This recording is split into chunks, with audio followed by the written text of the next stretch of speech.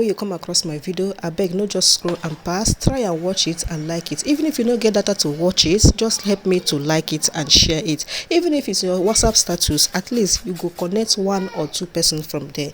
I beg you, make I just remind you, I'm struggling. I'm a new content creator. I just want to grow. I need your support. I need your friend's support. I need your neighbor support.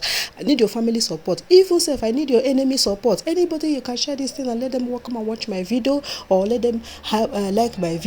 Even if you cannot watch it because you don't get data, help me like them. If you see the video, just like them. It go help YouTube to push up. It go help YouTube to push up. It go help the algorithm to push up more.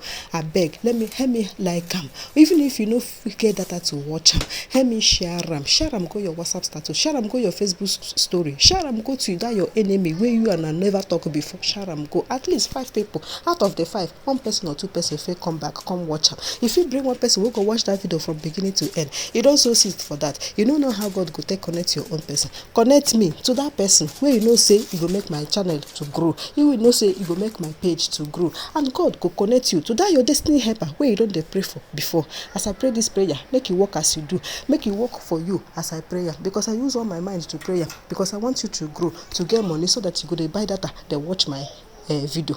Okay, I say make I use this opportunity. I beg, I just need and beg all of you.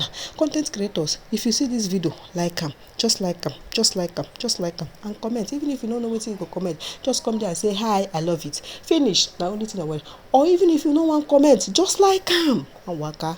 Thank you.